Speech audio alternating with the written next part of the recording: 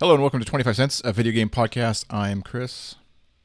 And I'm Nick. Each episode we'll be talking about the games we've tried, other games we keep going back to, and what we think might be great games to check out if you've got kids. You can find us wherever you listen to podcasts or on the web at Goodstuff.network.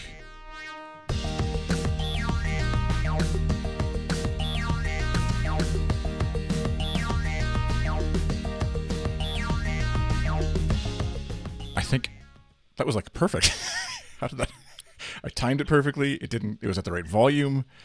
I'm now nervous that the rest of the show is going to go downhill. You've jinxed us. It's all downhill from here. Oh dear. Well, But today we have our favorite topic. Our favorite, which the complaining about Apple TV. Yeah, Yeah, complaining about Apple TV. Yeah. because we actually get to celebrate. So let's quickly get through, as a matter of just covering all the bases here. Console corner. I just wanted to throw in that I've actually really been enjoying. I'm in isolation or quarantine, or whatever we call it right now, with my daughter who had a close contact in her school. So 2 weeks isolating in our house. We kind of cordoned off the basement, and my office kind of works out. It's actually fairly easy to do, other than when it's like supper time or whatever. It's a little annoying, but much thanks to my wife, who's been doing a lot of the heavier lifting, obviously, because I can't get into the kitchen. Conveniently enough.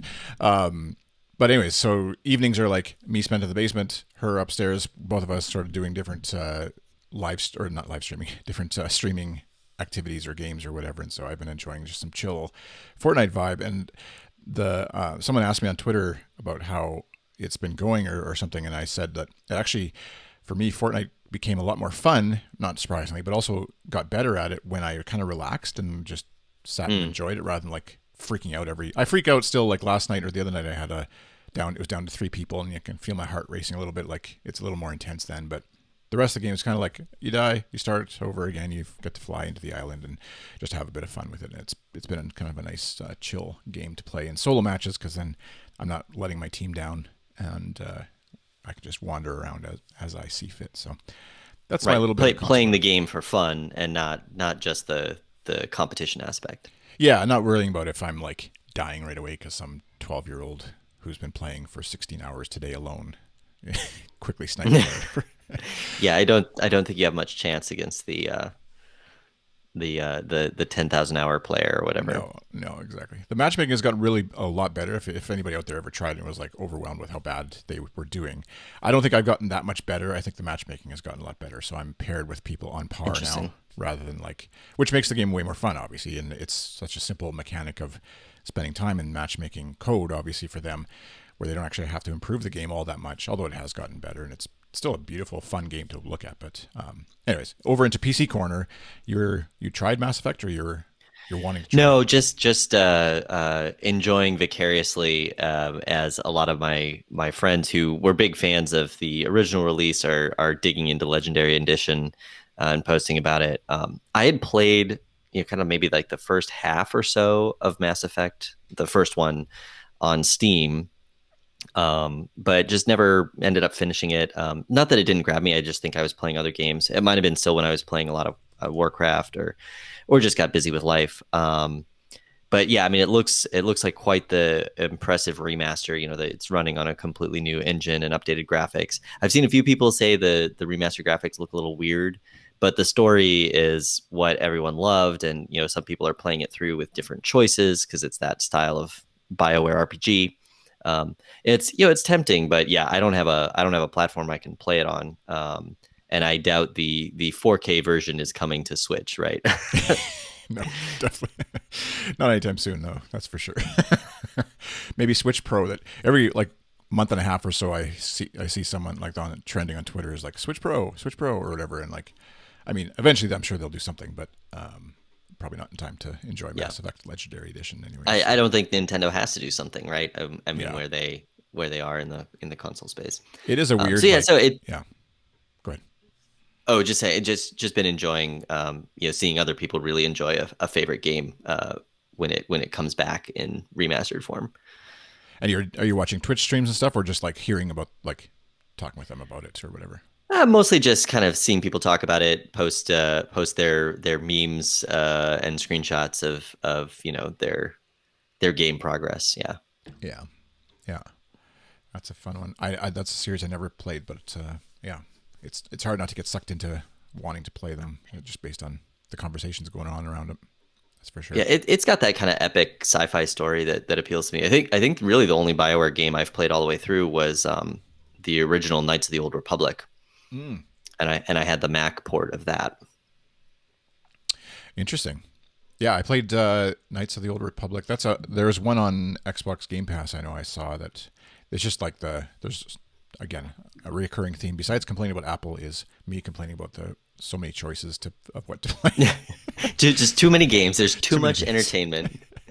It's the worst. I can't wait for. I can't actually the stress of it in the very first world sense of the term stress of our Game Pass, Xbox Game Pass expiring when that happens. I think in a month or something like that is actually going to be. I'm kind of looking forward to it because I pull up the Xbox game or app, pull up the Xbox console, and just see like here's what's been added to Game Pass, and there's like 5 new games, all of which I would like to play at some point, and it's like, oh my goodness, when am I ever going to? And I know I can't, so I just hit Fortnite.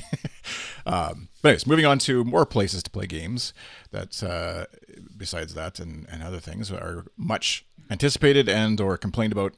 Apple TV hardware, 4K hardware, which was announced a little while ago.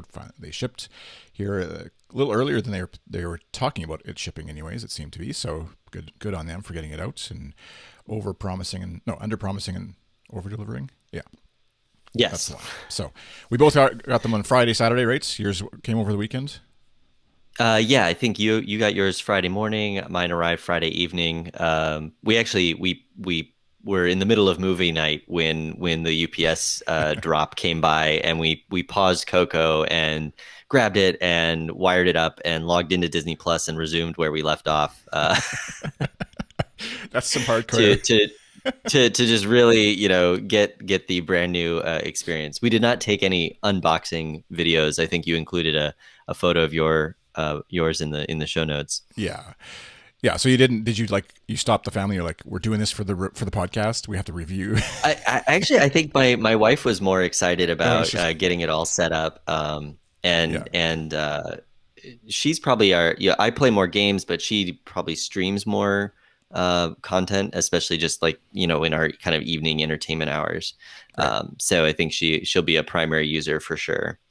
And what were you, just for context, I guess, for what were you upgrading from again, or changing from, or So whatever? we had a Fire Stick 4K, Hmm. which had replaced a previous Fire Stick that just died. And the Fire Stick 4K. I mean, we were getting 4K content. It's not the UHD features of the Apple TV, but we were finding the software would be a little bit. I think it was just a little. It's underpowered. I mean, you're getting what you pay for sure. Hmm. Um, with a streaming stick as opposed to a streaming box. Now, with Apple TV, there's certainly a question of whether you're getting enough of what you're paying for at that different price point, which I think we both read Joe Rosensteel's review. He's a uh, a longtime Twitter and podcast ranter on the Apple TV platform, and he has a really good review of the new model Hmm. that's linked in the show notes. Yeah, let's talk about the Uh, the price just first of all in yeah, relation to, like, both of us were obviously we were buying it short of them jacking up the price. We were okay with it being a 200 and some dollar and change device, knowing that it was probably overpriced relative to, well, it is overpriced relative to other similar devices in the market by a factor of like 2x, maybe even like a hundred and some dollar Apple TV box probably would be like everyone would buy the one, versus 200 and some dollars. It's like, ugh, I'm spending too much for this thing, but I yeah. know I like the Apple experience. Is that how you're I mean, feeling? I mean, Yeah, kind of. I think it's the ecosystem advantages. Certainly having Apple Arcade on the TV was appealing. I haven't tried the fitness features yet, but I mentioned a few episodes ago how I was doing this kind of weird setup with the family iPad and my watch and everything. And so it'll be nice to have that, on the TV. I'll Yeah. have to try that out before our next episode. Um, yeah, I think it's the ecosystem features are the main appeal.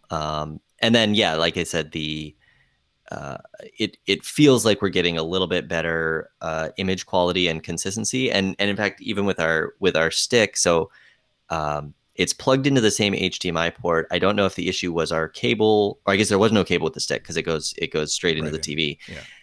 we were having occasional audio cutouts just randomly, like little dropped audio, and I haven't noticed that on the same HDMI port on the TV, which makes me think it was something wrong um, with the device and not the TV port.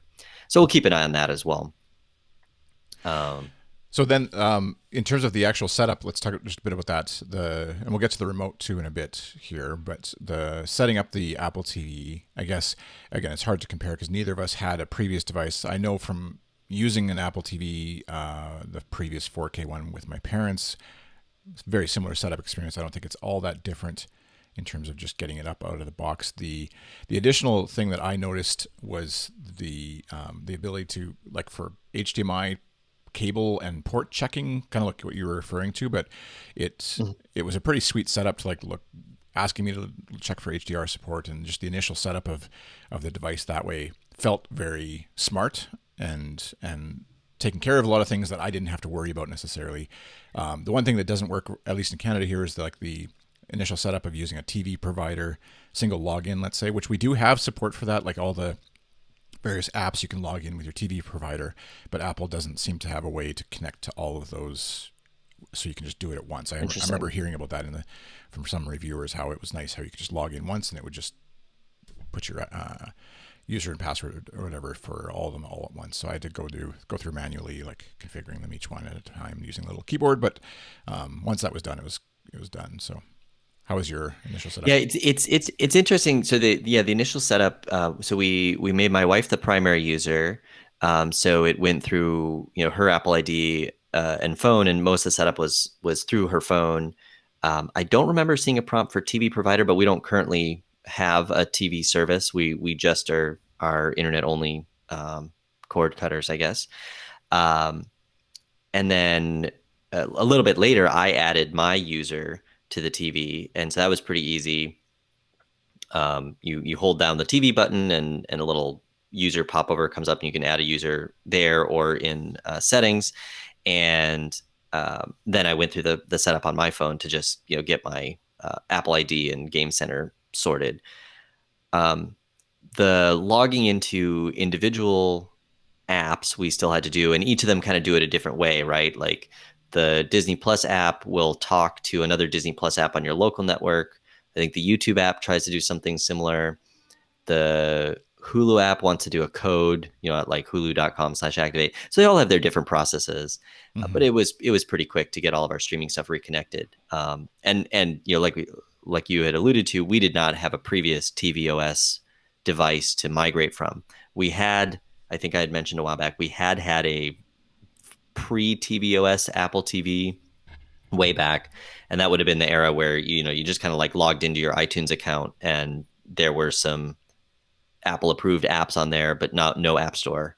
Uh, and we had used that in the past, but that setup experience was more just kind of like log in once and then go through the setup. Right. So I don't know if there's a migration story. I think Joe's review digs into that a little bit because he had a previous device. Yeah, it seems to be like a fairly well done review, or not his review is well done, but the setup process definitely seems to be pretty slick if you have a previous device and or multiple devices in your home as far as syncing them. There's a few hiccups there, I think, too, but just being able to have the same kind of app logout or app layout screen once you have your apps installed, and keeping them in sync across multiple TVs, which Apple TVs, which is kind of nice that they do that. The one funny thing, little quirk that just was like a random timing thing, I think, that happened where when I turned on the Apple TV, assigned it to my account, then instantly it was the first device in my home that was I forget what Apple calls it, like a Apple home HomeKit? center, HomeKit, like, Yeah. but like the first sort of main, we have HomeKit devices, but the first home base, I guess, or whatever for that. And so instantly it put all the devices that were in my home in HomeKit into the home, and then made them inaccessible to anyone else in the home until I added them to our home in Apple Home. Oh, And so interesting. at that exact moment, late that evening, anyways, because we're quarantined, my wife was upstairs trying to get the Sonos speaker we have, which is part of the HomeKit home, to play from her computer because they were watching a movie upstairs because they don't have the TV anymore, and it wouldn't let her use it because she didn't have permission to access our Sonos speaker that she's been using just fine for the last year and a half or whatever we've had it. So I had to go in and add her or change the security setting anyways in HomeKit to allow other people on my network to use these devices that we were just using that day. So it's just a funny little quirk. Interesting. Yeah, I mean, it makes sense to be secure by default, but that they would automatically migrate you to fewer users when you already had those users configured in the home app.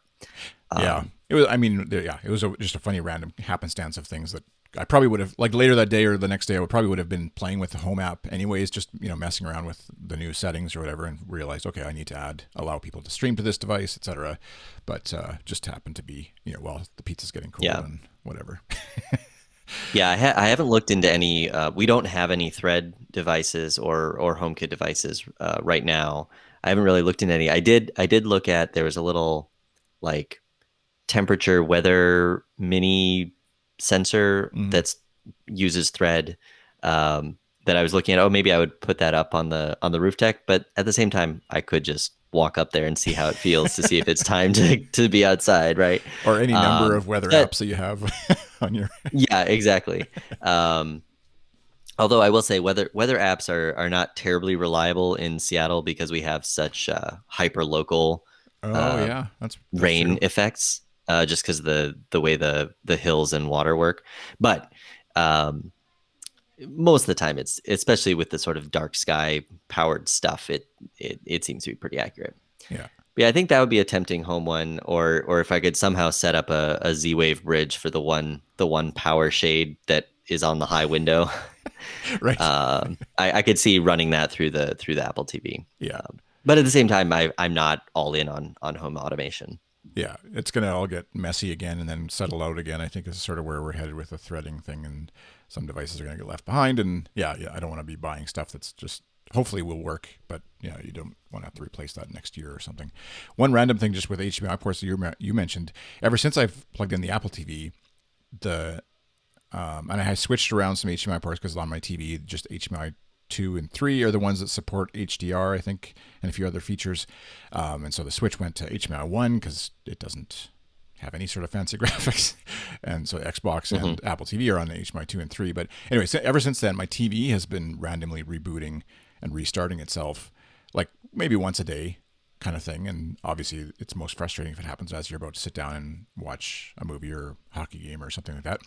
And so I don't know whether that's cable related or the Apple TV specifically, or just because I restarted a few things. And yeah, so we'll see how that plays out. I don't think it's tied to the Apple TV itself necessarily, but just something with my Android TV that I'm trying to slowly disengage, but keeps. Interesting. Yeah, so I have not done that yet, but I think I do need to like run one more firmware update and then turn the Wi-Fi on the TV off. I had it on because the TV we have supports AirPlay 2, and we'd used that a few times.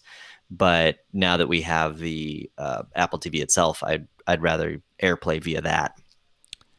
Have you tried? I noticed you mentioned AirPods in your notes here. Have you tried connecting the AirPods to just watching TV with the Apple TV yet?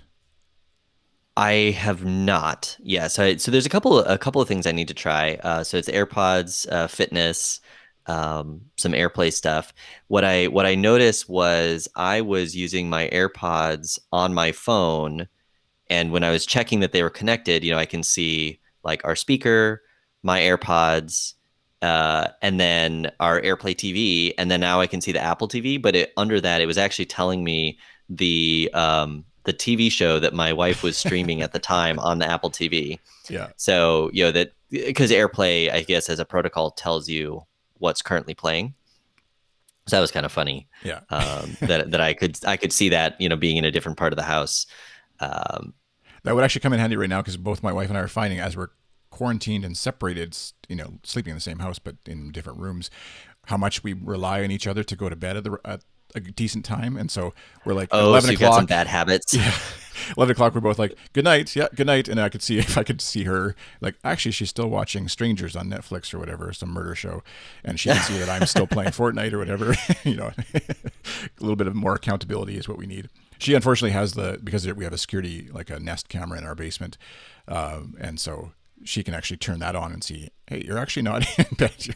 You're still sitting in front of the TV. So, but Go to bed, Chris. yeah, exactly. So, but yeah, the one thing about the user switching and stuff, I know we'll get into some of the arcade things here as well, but I'm disappointed, I guess, and I don't know what the fix is, but like my daughter, I set up an account for my daughter because we're sharing the Apple TV now because we're both in the basement, and it doesn't really switch things. Like you still have to log in if you go to, it's my account, and she can just happily switch to that, no problem. There's no code to switch accounts, and then she can go into. She still has to go into, like, if she goes to Netflix, she still has to choose her account. If she goes to Disney Plus, she still has to choose her account. Like, it'd be really nice. I know it's probably like asking too much of all the devices and the software to connect this way, but like Lucy's account, my daughter's account, to be tied to this Disney Plus account, to this Netflix account, so that it's more of a seamless experience of logging in. And even the Photos app, which I set up on my account, I thought, well, it is on my account, but I thought I'm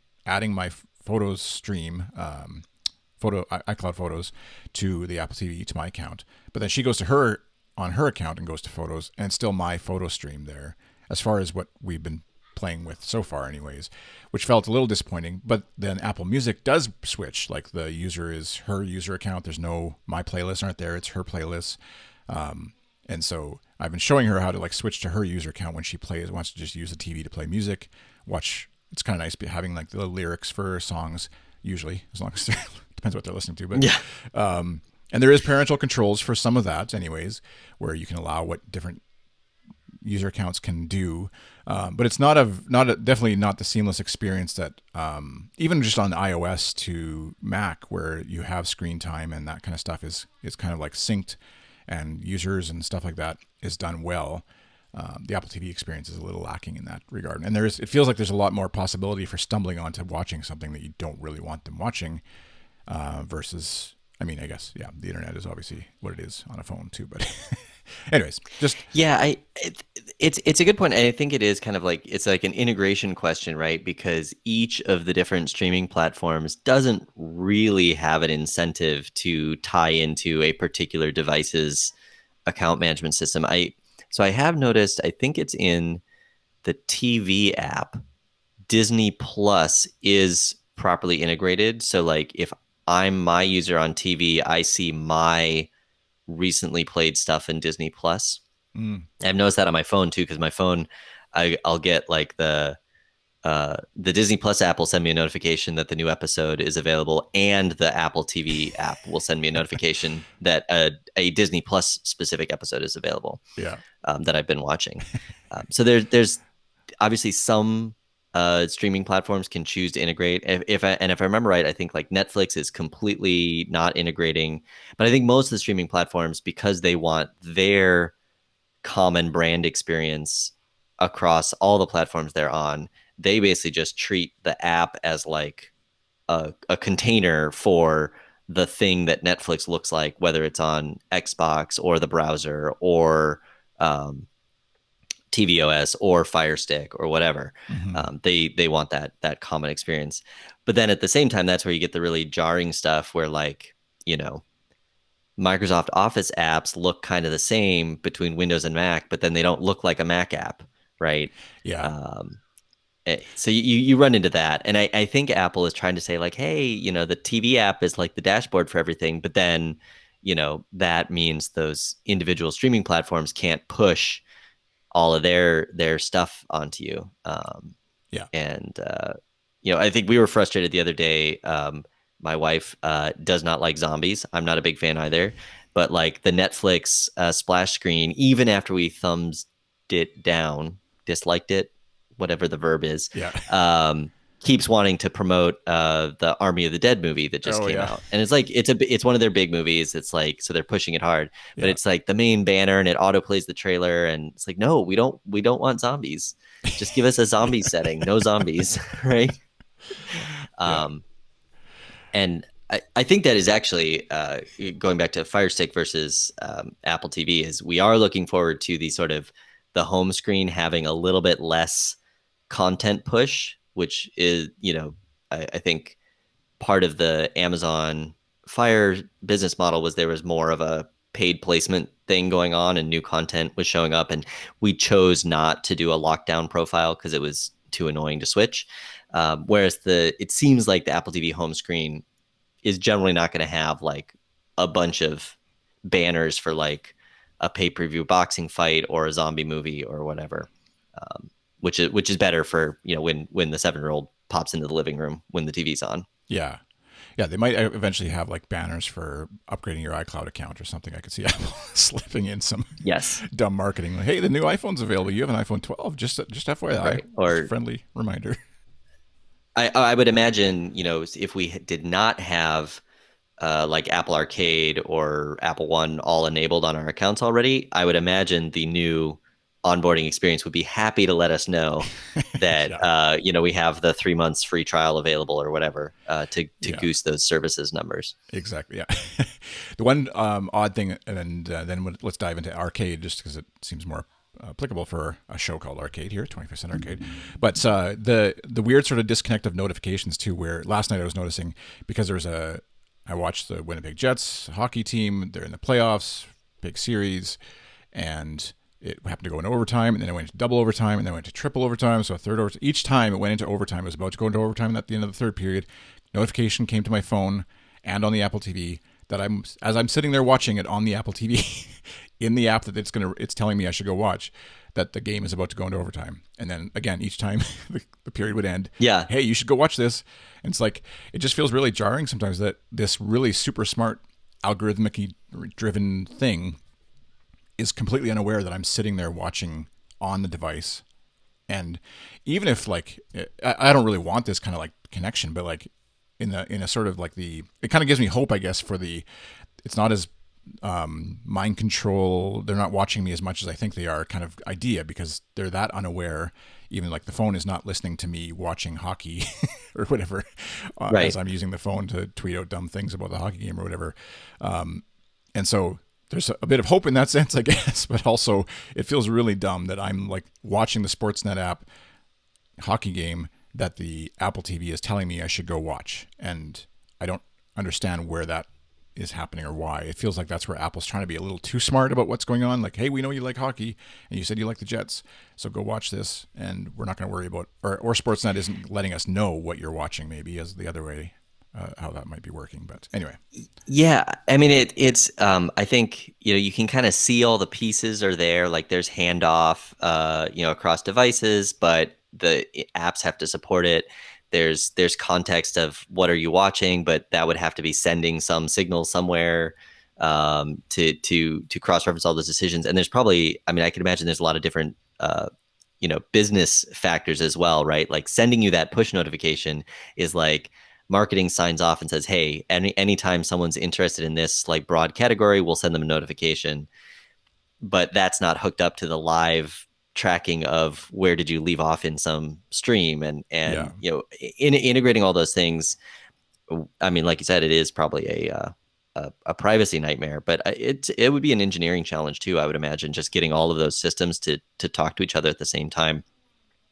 I think we've seen that before where some Apple features kind of roll out unevenly across devices. Like the new iPad will get something and everyone's kind of like, huh, I wonder why that isn't on the phone yet, and then it'll come like later. Yeah. And I think you can see a lot of that is just, it's really hard for a company as big as Apple with as many platforms and services to nail everything being ready everywhere, all for the big announcement on one day. And so things end up being staggered. Yeah. But I mean, there's already some updates coming. I think you noted.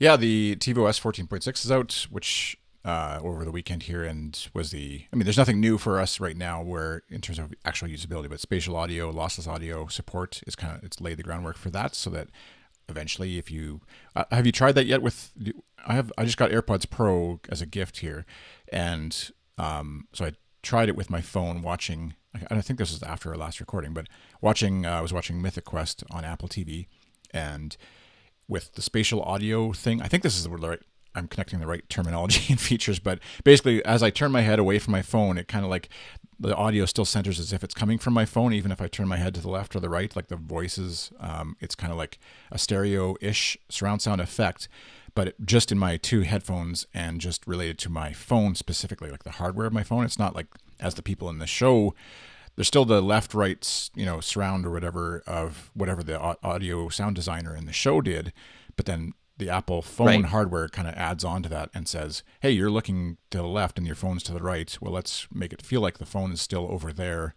to your right now. And then when you turn your head back, it looks sort of comes at you center. And it's kind of this weird, like, it's really cool, but I also don't understand. It doesn't totally jive with me in terms of why this is a needed thing right now. And maybe it's coming, but it kind of feels like it's messing with, just like as a podcaster, if I have it set left, right, my voice panned left, yours panned right, which is a horrible experience. Don't ever do that. But if I did that, but then Apple's like, but on top of that, we're going to actually adjust it so that when Right. Nick looks to the right, actually you're on the left or whatever. Anyways, the loss of audio thing is interesting. But anyways, go ahead. Yeah, I have tried the spatial audio on my phone a little bit, and I do notice it. And I guess the idea is that it's more immersive. That like if you were in a room with a big display and you turned your head, the audio would appear to come from somewhere else, unless you had Right, a like really speakers. fancy surround setup. Yeah. Um, but yeah, I leave it on. I don't really see the value, and of course, most of the audio I'm listening to on my phone is podcasts, right? And those are not tied to a point in space in the same way, so I don't need them to move around as my head moves around. I think that's where it's coming. Spotify's already doing some of that stuff. There is some shows that support spatial audio podcasts where you could see that where it'd be like a surround sound immersive kind of experience listening to a murder mystery podcast. Anyways, we're going off the rails a little bit here with as it relates Yeah, to Apple we TV. we should we should get back to the So the actual gameplay. yeah, what was your So experience what? with the arcade? So I've tried a few things. Um, Yeah, so I've tried a few things on arcade so far. Interestingly enough, my son was not actually super interested in playing games on the TV this weekend. We had a busier weekend, but we fit some in. Um, so we were trying some multiplayer ones, and that's really where the you can tell that arcade is not a console experience as much as maybe Apple wants to sell it, right? So we have our one Xbox controller, but you can only play one player on the TV. Everyone else has to join multiplayer from another device. So we tried Pac-Man Party Royale, which was okay, but as I said with Pac-Man, what was the Pac-Man 99 on the Right. Switch the other week? I'm just bad at Pac-Man. So that wasn't very fun. And I think it was frustrating for my son as well because he would get eaten pretty quickly. So we dropped that one. We tried Hogwash, which I remember coming through in the new games from arcade. And it looks kind of fun. We did the tutorial. But we couldn't get the multiplayer invite to work. Like there's supposed to be a party code, and we had the family iPad and TV running, and it just didn't connect, and we don't know why. Um, which again, I feel like that's one where if you could somehow do split screen on the Apple TV, that would be one of those ones where you'd want to control it that way. Mm-hmm. And then I briefly tried Crossy Road Castle on the TV just to see what it was like. And that's one where they support the previous TV remote where you can do the swipe gestures, but they don't support the new one. Even though it's a game where all you can do is left, right, and jump, and seems like you should be able to figure out how to do the buttons on the remote as if it were a controller. Yeah. So yeah, there's just like kind of a funny multiplayer gap that's not quite there. For single player, I did fire up Sayonara Wild Hearts, which I was excited to try on the TV. And again, that's one of those games where amazing soundtrack, a really cool graphical style. I didn't get very far into it, and I think it's a rhythm game that I'm not going to be that good at. But I'm looking forward to playing that one more on the TV. And maybe we'll talk about that next episode. What have you tried game wise so far? I think you still have your arcade subscription, right? Yeah, we do. And I've actually been more intrigued with playing some of the Apple Arcade stuff on the computer. I think for the reasons why you're actually saying. Like I tried. My daughter and I tried Song Pop Party. So that's the one where it plays a song, you try and guess quickly, and that works with the new Apple Remote, which we should quickly touch on too. But so it works. You just swipe up, left, right, down for your guesses, and then the invite sort of system of going to a URL or there's a QR code on the screen to to screenshot or whatever and have people join the game. So interesting enough, so my wife hadn't installed the game yet, Song Pop Party from Apple Arcade, on her phone. When she hit the link that it showed you, it just took you to a browser and just sat there. Even though you tapped the link, you clicked the link on the screen, etc. It didn't prompt you to go download the Apple Arcade game or anything like that. It just sat there. So I was just trying it out as an experience of like, hey, if I sent this to my family, what would they do? And like, it would be a frustrating experience because then you'd be like, okay, now actually go to the Apple Arcade, search for a song. I mean, I could send them the link right to the app, I guess, but Right. it's disappointing that QR code link didn't just, if you didn't have the game installed, send you the arcade store, download it, and get it installed. But anyways, one nice thing I found is that despite all the weird multiplayer, and maybe this is because of some of the weird multiplayer stuff that Apple Arcade and the Apple TV does or doesn't do well, it let me play my user account on the Apple TV. My daughter had my iPhone with my user account playing, and then my wife on her iPhone, her account. So my account was on there twice, and it still let us play, as opposed to sometimes Oh, interesting. those things don't let you do. Like it kind of logs you out of one spot if you're in the other or whatever, and tracking like which character is which. But it seemed to work okay for us for Song Pop Party, anyways, which isn't a very complicated game, obviously. But the interesting thing there was that the music was playing off the TV, but then also off of each phone as well. And so you'd get this kind of disconnect. And I don't know, I had the remote. And so maybe I had a slight advantage because, despite being the music head in the family, but also, my controls are going quicker maybe than the phone is or whatever as they tap them through. So, but would be a fun experience to play, and you can do it remote. Like we could invite your family, let's say, and play. I forget what the maximum number of players is. Right. But it's like a good couch co-op, or not co-op, I guess, but couch trivia game kind of thing to throw on the Apple TV as a quick demo of how it works and stuff. And then my kids were playing Mini Metro a bit, again using one app, Xbox remote, which I like. Mini Metro is that like sort of drawing paths for cars to get from the blue house to the blue factory, Right. to support capitalism, but or whatever, I don't know. But it's like I find it actually chill and relaxing. Do you mean mini metro or mini motorways? Mini motorways, I guess, maybe is the one I think of. Yeah. Yeah. I think you can get mini metro is on the plus part of Apple Arcade as well, if I remember right. Like those are two different games, right? Yeah. Okay. Because there was the old mini metro, which I know I bought at some point for iOS, and then there's like the new one that's on Apple Arcade plus motorways. Yeah. But yeah, they're both fun. Yeah, and they look really nice. Like it's nice, even on a big screen TV. It looks really just like a nice color palette, and isn't too difficult to play with controller or the old remote. Anyways, it was a little more frustrating. And I noticed new ones like Legends of Kingdom Rush, which is your classic tower defense game, is coming, and then you were saying Forensic, that's coming from Icon Factory, is something your son is looking forward to. And so yeah, those two. Anyways, I could see like just firing up the Apple TV to have a quick little gaming session where it is more that casual gaming.